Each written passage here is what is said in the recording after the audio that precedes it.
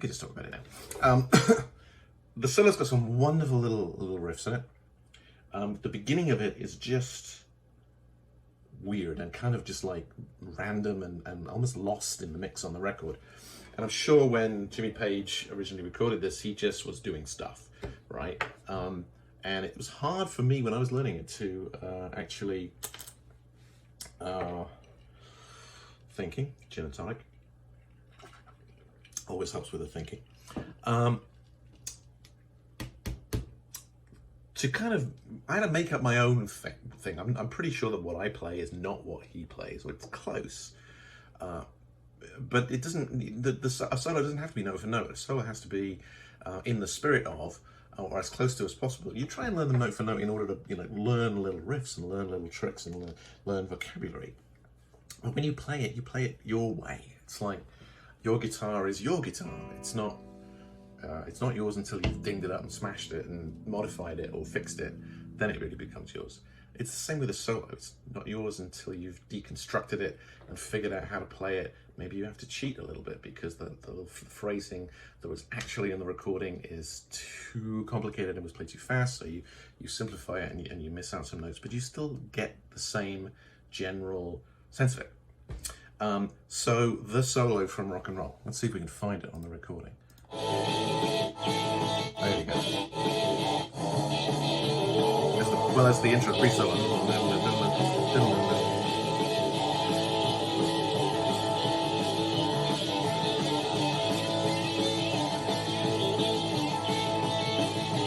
So until he does that ascending part, I challenge anybody to actually really hear what he's playing. There, what's he playing?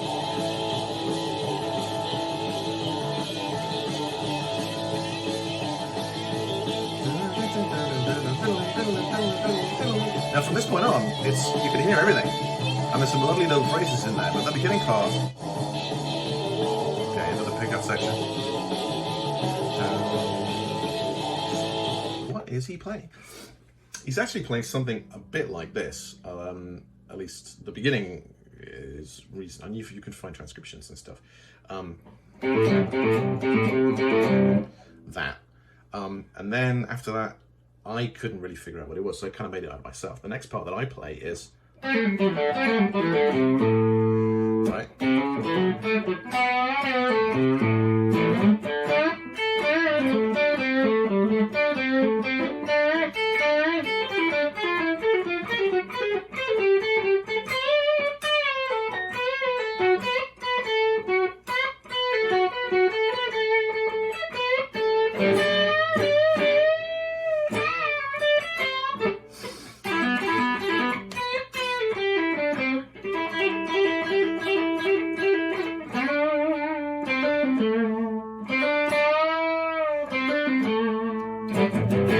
Back into the chorus again. The verse. So that's basically what I play. Let's break it down. It starts off with just this repeating figure. There's a little modification there. Now you don't have to play that. You could just go. You could even go. It doesn't really matter, right? It's all in the spirit of. But it actually goes. And then the next phrase after that, the one at least I play, is kind of the sort of fifth position A minor pentatonic thing, where I play the C, the fifth fret on the G string, to the A, and then I pull off to the open string. So this is basically a minor third A7. But then I play that, then I play the same thing, that one string down. And then I repeat it. And then pull off from the minor third to the A again, so from the beginning completely.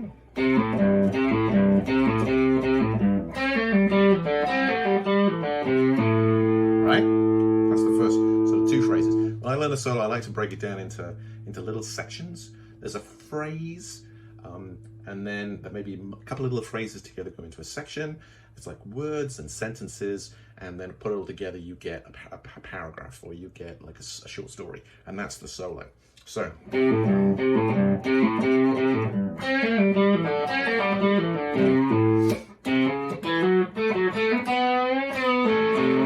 that's the next part, right?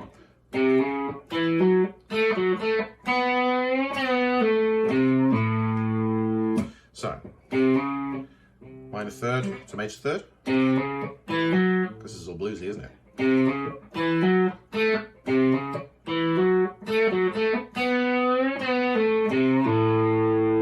So we are kind of A here, minor third, major third, fifth, major sixth, root, major second.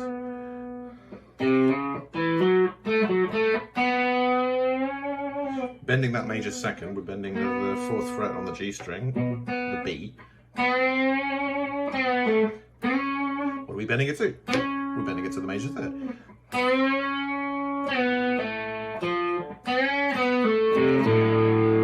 And then we're coming back down, major second, root, and then down to that minor third, pull off to the root again.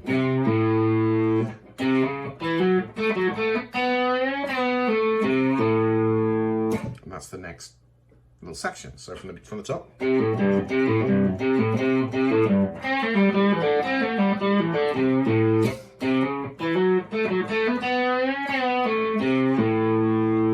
Now, next section. Now we come into traditional home territory, right? First position, A minor pentatonic.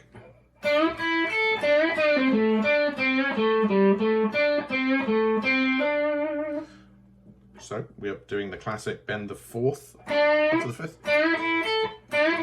fifth to the root. Then we come back down to that note, bend it.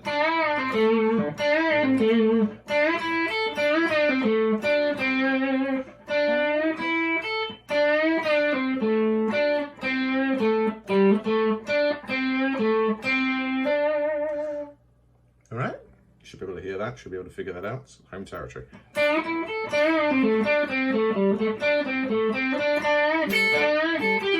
Right, now, still first position. Now we're bending that fourth up to the fifth again. Hitting the root on the top string. I usually probably use my finger, a little hybrid picking-esque. Do that twice. Then we've got pull off from the dominant seven, major, minor seven, and a 7-5-4. This is a little phrase which is used extensively throughout this solo. So, and then we repeat that going up.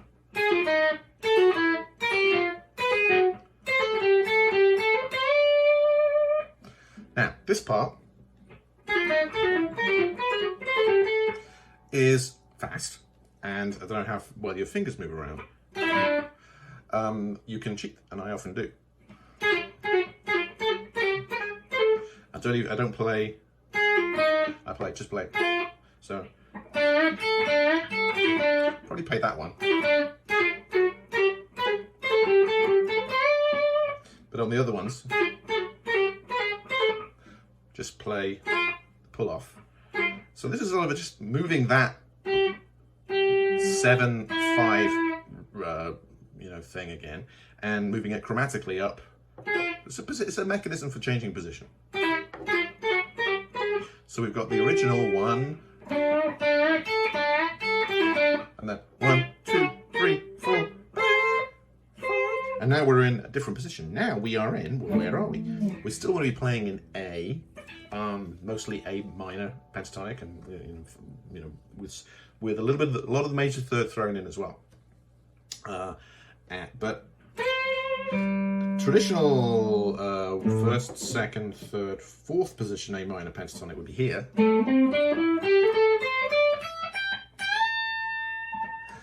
Finishing on the A there.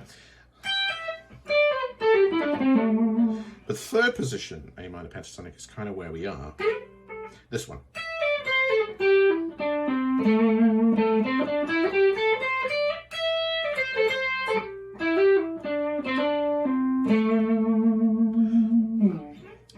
we've ended up here, right? So we've gone. So we're here. What is this now? This is shit. It's the C. It's the minor third, and this is the root. This is A. So we've gone. Then we got this little phrase. So minor third root. Ooh, what's this note? This is the G, which is the 7, minus 7. Minor third root minus 7. Minor third root minus 7. Back to the root. Bending that minor third up to the 4, the fourth interval tone in the chord, which in this case is D, right? But and then let me do this.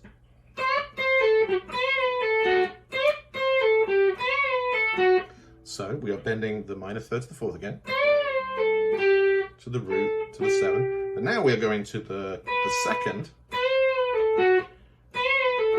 and bending that. It's debatable as to whether we're bending that to the minor third or to the actual major third.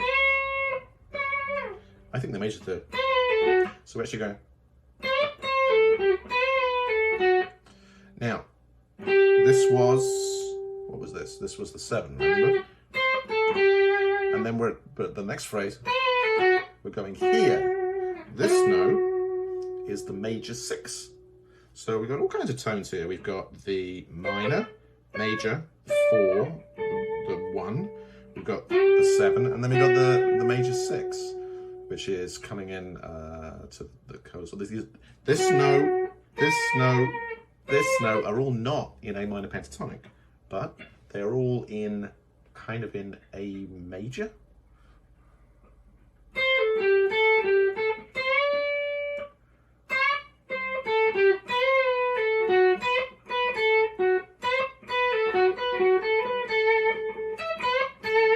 So there's a little bit more noodling involved there, and there's quite a lot of time is spent right here doing very little variations on the same thing. So once we've gone from this sort of minor third to this, and then the 2 to the major third to the 6, we just stick around there for a while. So let's listen to the whole thing.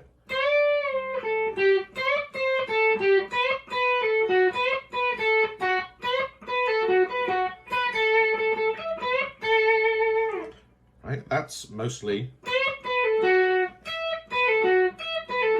This is very more major sounding. This is very more A major sounding.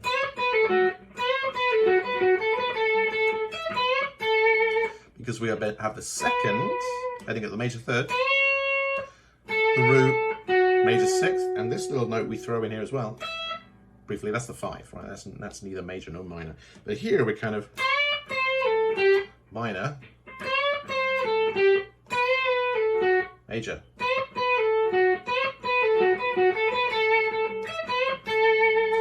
That's the end of that little section. And now we move to the next phrase, which is coming up to now 4th position, A minor pentatonic.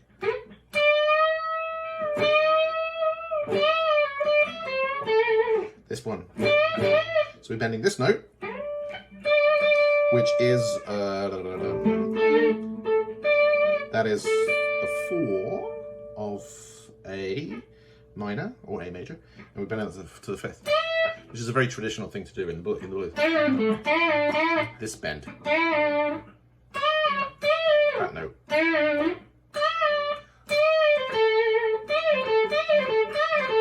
But he is basically, we've got a little unison bend here as well, because he's bending that, which of course is the 7 of A minor. So we've got bending the 4 to the 5, including the 7, getting that kind of sound. So where were we?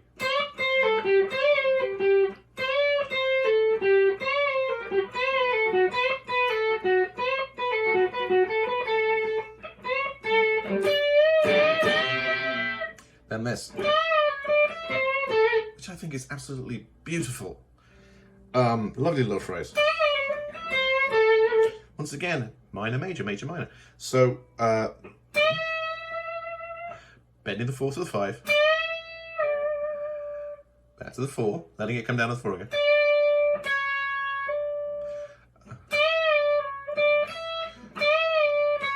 But that's the minor, major third. Then we go to the 5. But then, so we got 4 to the 5, to the 4, to the major third, to the 5. But then we hit the minor third on the way down. Before we get back to the root.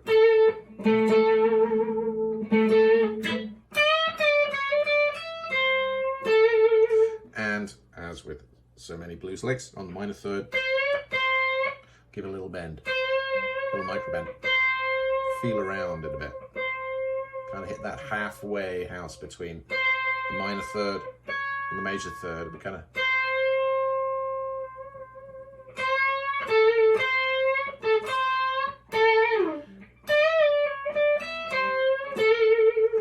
right.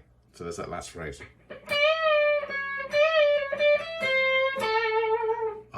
So much. And now we come back down to first position, A minor pentatonic again. And now what I think Jimmy Page actually plays is this, which is exactly the same little thing that he moved up. But he plays it. And then, let me see if I can get this in context.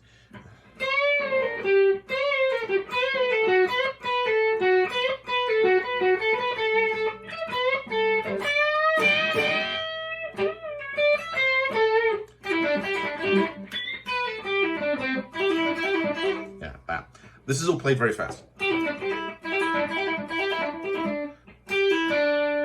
And then, with a little bit in the middle. I cheat this because I can't play that fast, especially live and in the moment. So instead of going, I go, I just do a pull off of the, what is this? This is the 7. 7, 5, and then down to the B, which is the 2, right?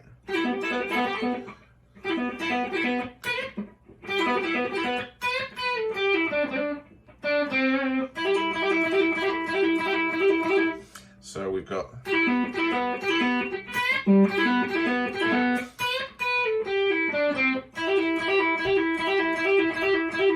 now when he plays that part, he's going,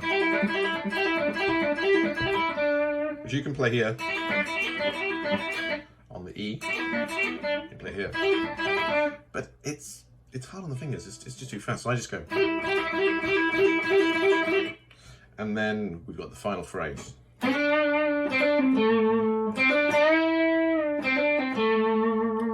And then we come back out here.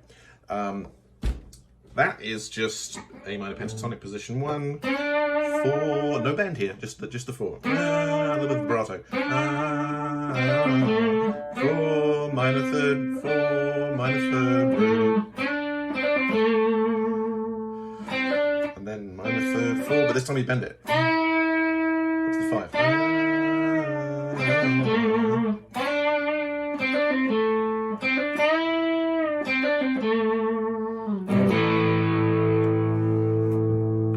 When you do that, you just gotta go and then just let it ring out. It's the kind of thing that you'd actually see Jimmy Page doing on stage. He often did that. He would hold a chord and he would just like kind of let it resonate.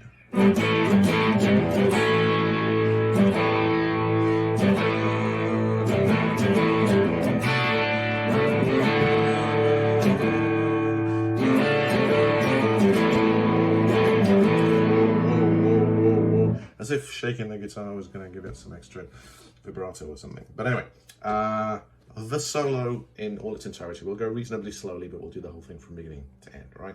So.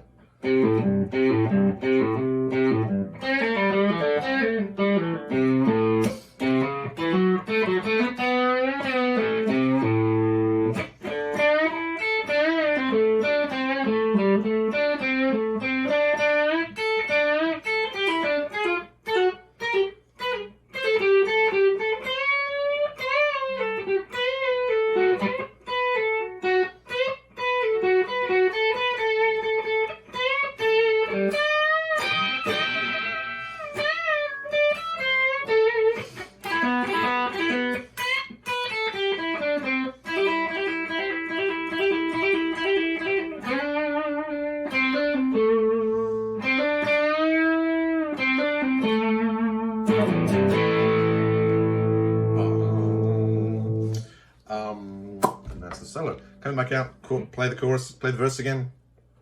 And at the end, there's kind of like a that again. There's a little bit of a honky tonk piano going in the background, which is a nice touch. But it changes a little at that last sort of rock and roll-y thing going on. Because when he goes to the D, he doesn't do that. He goes.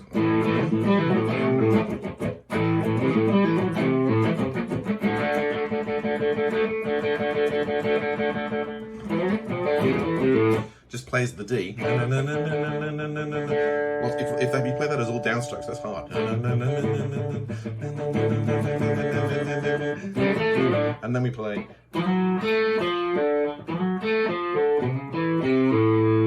So we're coming from the D. We're on the D, D, D, D. Major third, slide on the major third. Major third, 5. Now we could come down on the major third again and pull off to the root. We can maybe pull off the minor third root. Or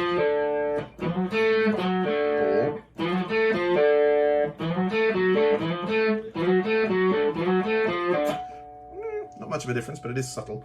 I think for that one when he goes down to the A, because basically he plays the same riff on the D, D, A. I think with that one he definitely pulls off from the minor third. I think it sounds better to go. That's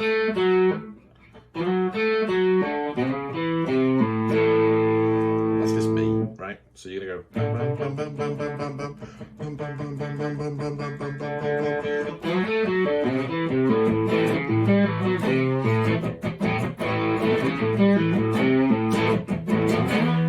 Last time.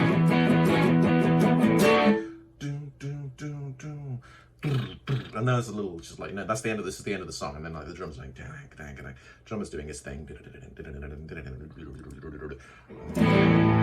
then we're on the A. We're making an A7. So you kind of like that. You can do it there. No, that's not. That's a D7. You could do it here,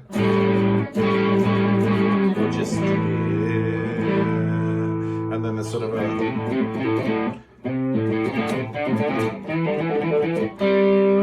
He finishes on that. He finishes on the, guess what? The 7. I think it's.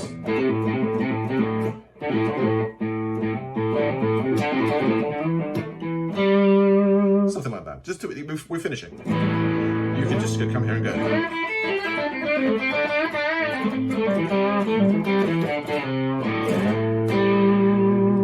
But hit that 7 and let it hang and suspend. That's the end of the song. Shit, I've been talking for 46 minutes. I'm gonna have to edit this bad boy down. First video, rock and roll, how to count it, how to play it, play the solo, cheat, and love me some minor major.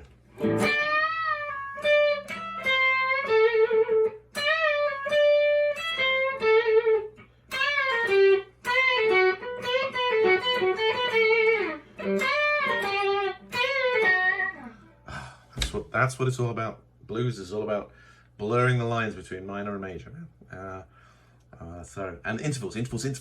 Hopefully you noticed everything that I was describing today. I'm talking about intervals. Pull off from the minor third to the root. Major third. 5.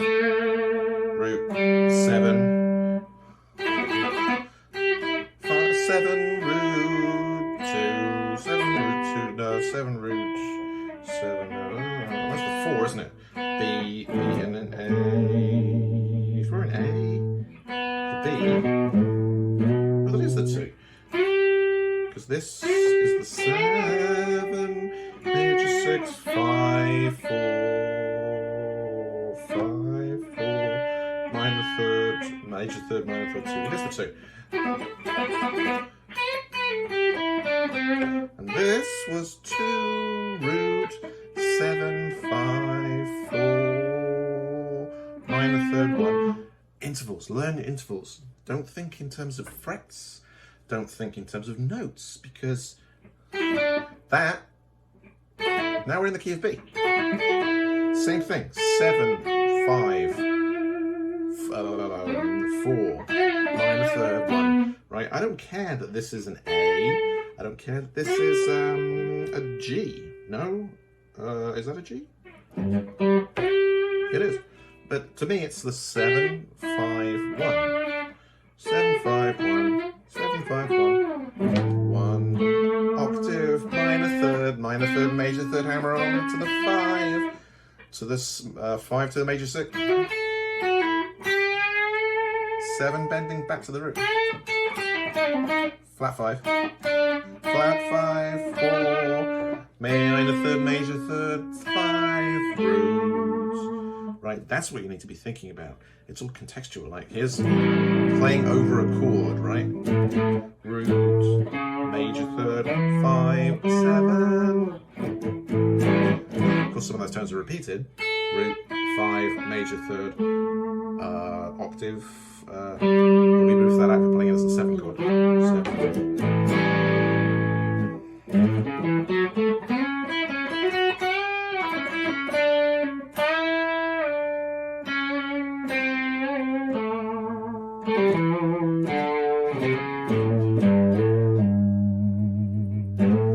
Intervals. Learn your intervals. Think in terms of intervals. Listen to them. Listen to how they sound. Root.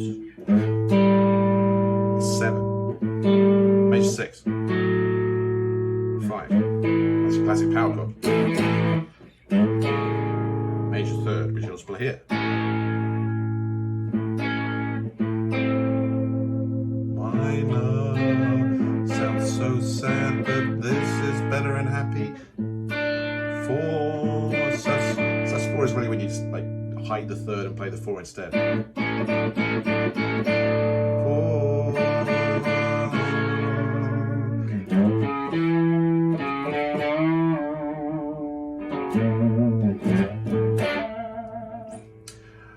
That's enough for today.